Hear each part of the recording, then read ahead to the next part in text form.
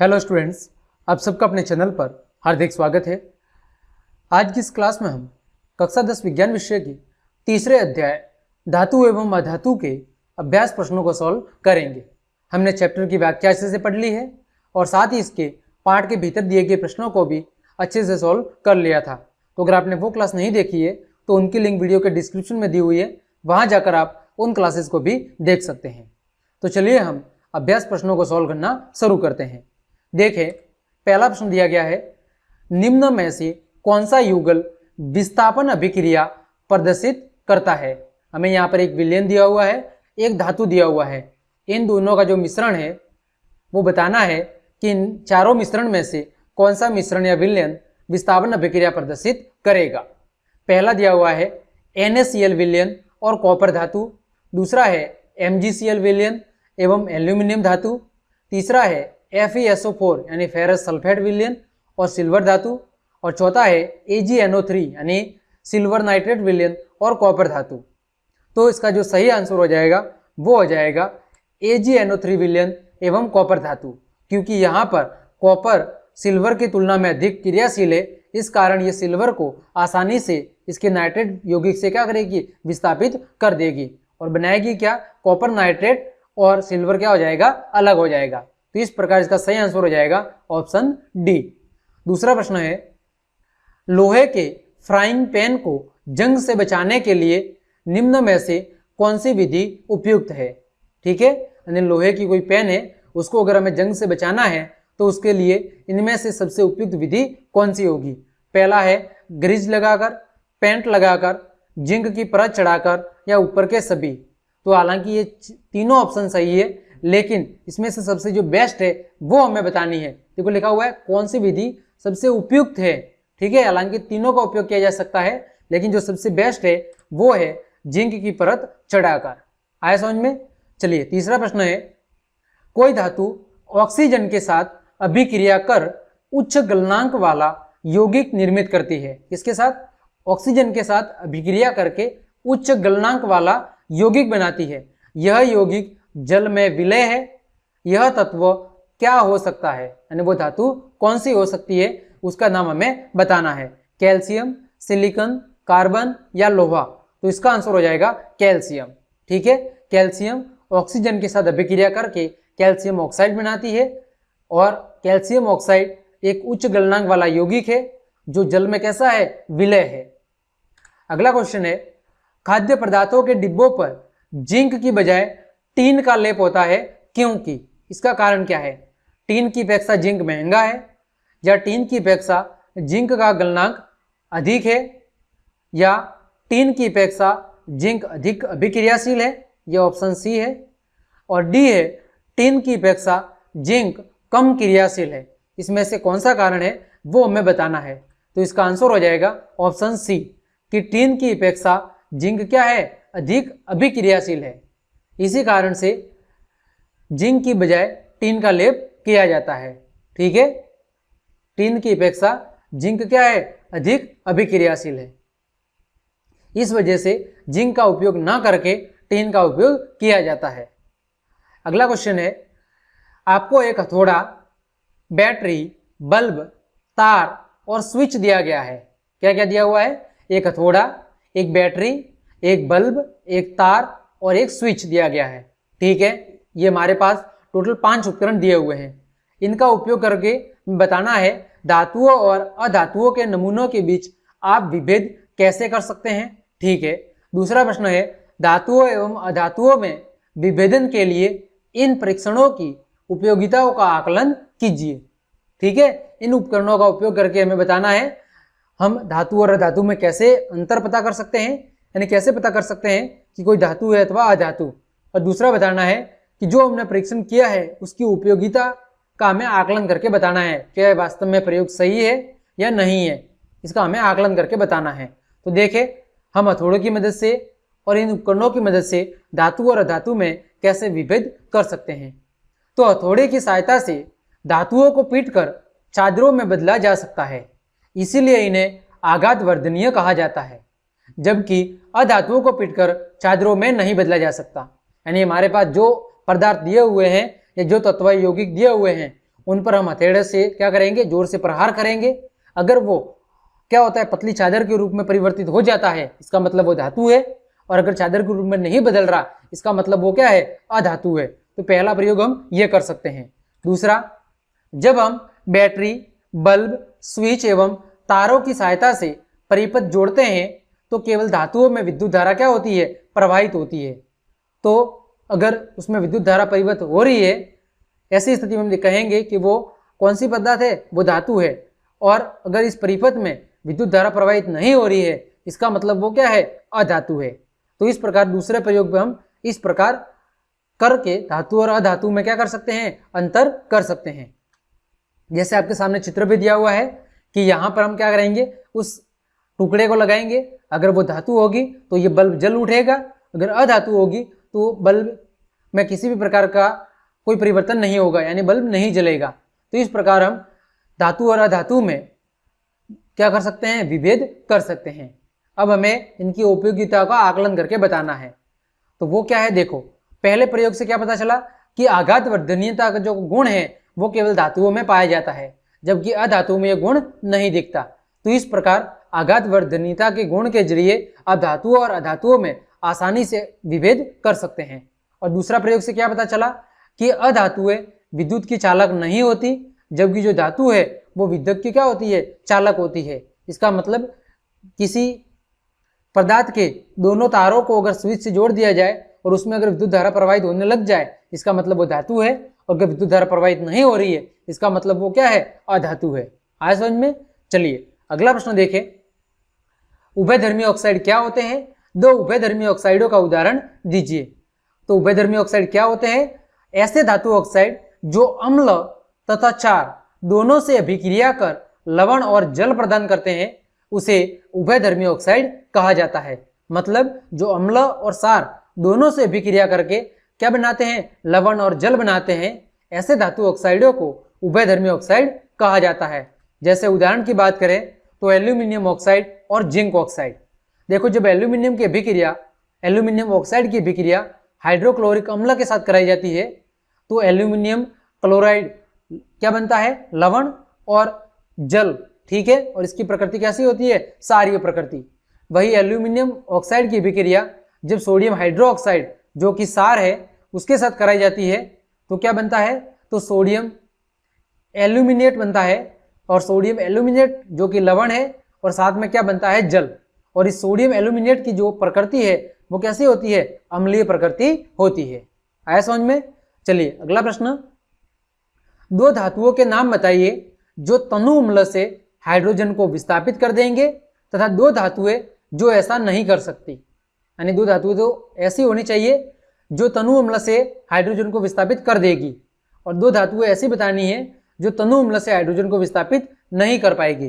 तो देखें, दो धातुएं जो तनु अम्ल से हाइड्रोजन को विस्थापित कर देगी वो है जिंक और एल्यूमिनियम। ठीक है, जबकि वे दो धातुएं जो तनु अम्ल से अभिक्रिया के परिणाम स्वरूप हाइड्रोजन को विस्थापित नहीं कर पाएगी वो होगी कॉपर और मरकरी। अगला प्रश्न देखें। किसी धातु M के विद्युत अपघटनी परिष्करण में आप एनोड कैथोड अपघट्य किसे बनाएंगे, ये हमें बताना है। तो इसकी चर्चा हमने चैप्टर के दौरान काफी अच्छे से की थी। देखें तो विद्युत अपघटनी शोधन में अशुद्ध धातु को हमेशा क्या बनाते हैं, हम एनोड बनाते हैं, और शुद्ध धातु की पतली परत को हम क्या बनाते हैं, कैथोड बनाते हैं। वही धातु M के लवण विलयन को हम क्या बनाएंगे, विद्युत अपघट्य पदार्थ के रूप में यूज करेंगे।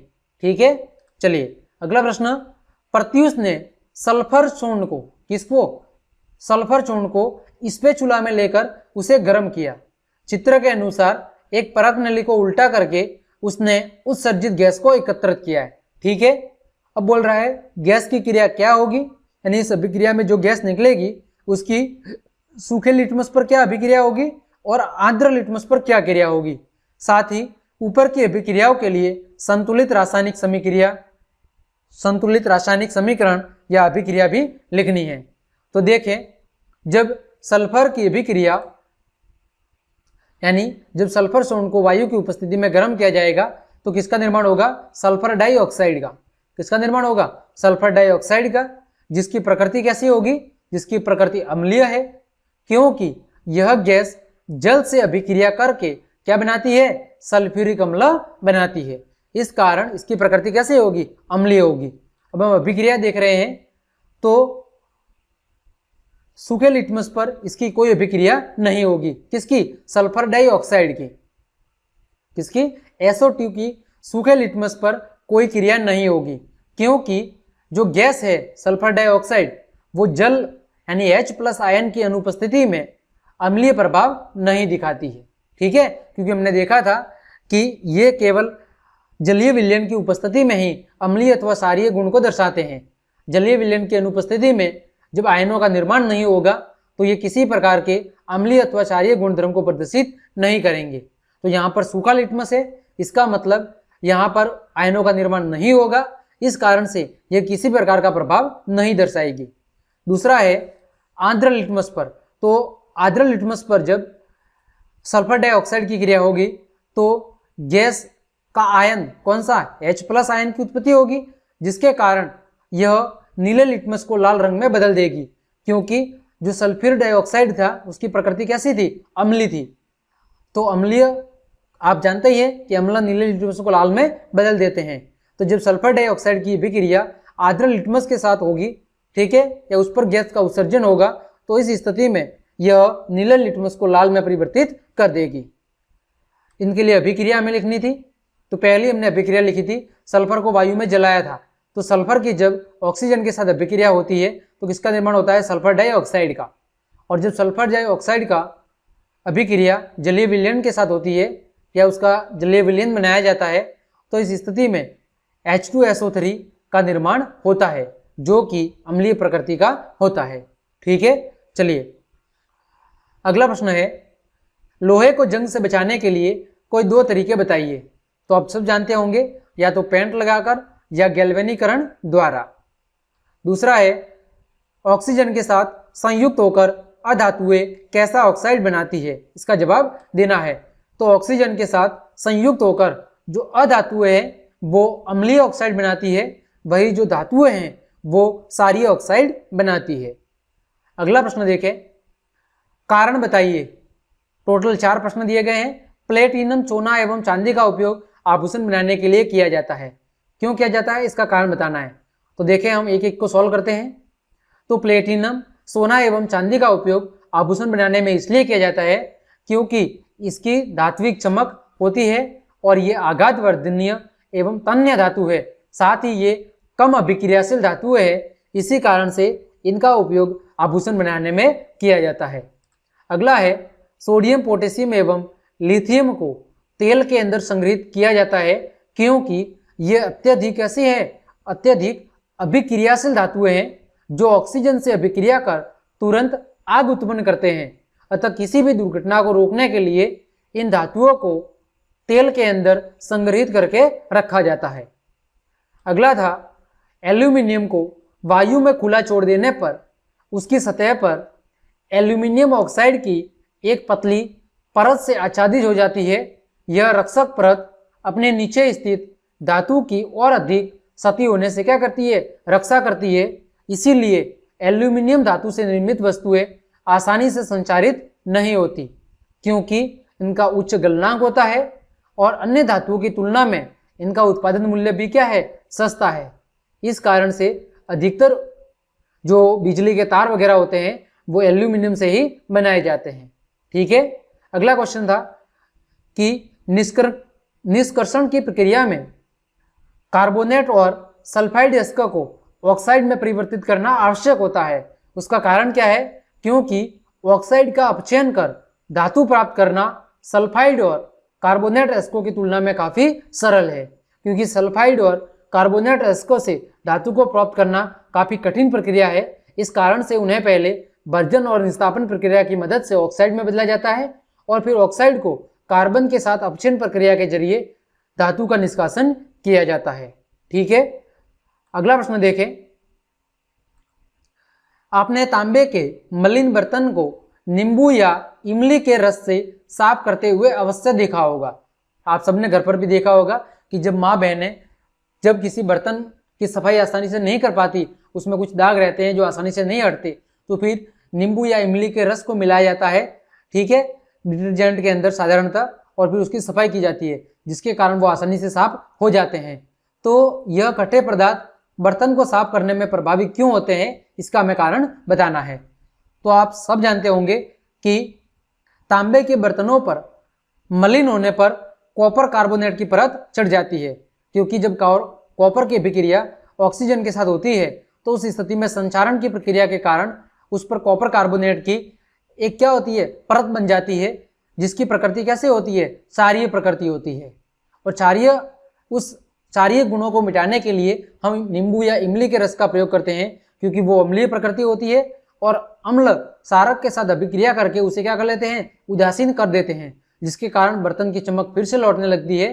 अतः हम तांबे के मलिन बर्तनों को साफ करने हेतु नींबू या इमली के रस का प्रयोग करते हैं।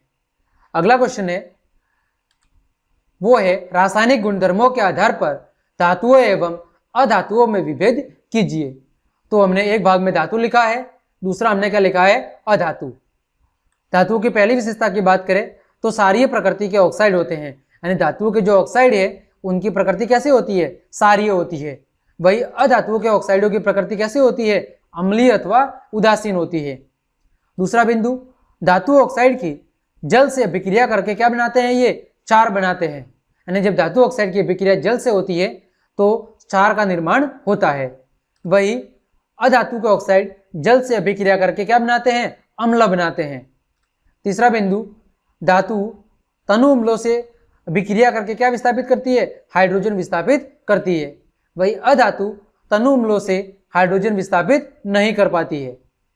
अगला बिंदु, ये विद्युत धनात्मक तत्व है और ये कैसे हैं, ये विद्युत ऋणात्मक तत्व है। आए समझ में? तो इस प्रकार हमने धातु और अधातु के रासायनिक गुणधर्मों के आधार पर इसमें अंतर को स्पष्ट कर दिया। अगला क्वेश्चन है, वो है एक व्यक्ति प्रत्येक घर में सुनार बनकर जाता है। उसने पुराने एवं मलिन सोने के आभूषणों में पहले जैसी चमक पैदा करने का ढोंग रचाया। कोई संदेह किए बिना ही एक महिला अपने सोने के कंगन उसे देती है, जिसे वह एक विशेष विलेन में डाल देता है। कंगन नए की तरह चमकने लगते हैं, लेकिन उनका वजन अत्यंत कम हो जाता है। वह महिला बहुत दुखी होती है तथा तर्क वितर्क के पश्चात उस व्यक्ति को झुकना पड़ता है। एक जासूस की तरह क्या आप उस विलेन की प्रकृति के बारे में बता सकते हैं? इसका हमें जवाब देना है। तो वह व्यक्ति एक्वा रेजिया का उपयोग कर रहा था। किसका उपयोग कर रहा था? एक्वा रेजिया का। अब ये क्या होता है? यह सांद्र हाइड्रोक्लोरिक अम्ल, कौन सा? सांद्र हाइड्रोक्लोरिक अम्ल और सांद्र नाइट्रिक अम्ल, ठीक है, इन दोनों के मिश्रण का क्या कर रहा था? उपयोग कर रहा था, जिसमें 3 भाग HCl होता है और 1 भाग क्या होता है? HNO3, और इन दोनों के मिलने से जो विलेन बनता है उसे एक्वा रेजिया के नाम से जाना जाता है। और इस विलेन की विशेषता क्या है कि इसके अंदर सोने चांदी जैसी जो धातु से बनी जो आभूषण होते हैं वो आभूषण आसानी से क्या हो जाते हैं? घुल जाते हैं, जिसके कारण हमें उनकी चमक तो दिखाई देती है, लेकिन वो धातुओं से बने आभूषण के जो धातु के ऊपर परत चढ़ी होती है वो उस विलेन में क्या हो जाती है? घुल जाती है। आए समझ में? तो उस व्यक्ति ने एक्वा रेजिया का उपयोग किया था, जिसके कारण उस महिला के बर्तनों या आभूषणों का वजन क्या हो गया? कम हो गया, लेकिन उसकी चमक लौट आई। तो कोई भी अगर आपके आसपास या अपने घर पर भी ऐसा कोई भी व्यक्ति आता है तो आप ऐसा ना करें, ठीक है? इससे आपके आभूषण की जो क्षमता है या जो गुणवत्ता है वो क्या हो जाएगी? नष्ट हो जाएगी। अगला क्वेश्चन है, गर्म जल का टैंक बनाने में तांबे का उपयोग होता है परंतु इस्पात का नहीं, इसका कारण बताइए।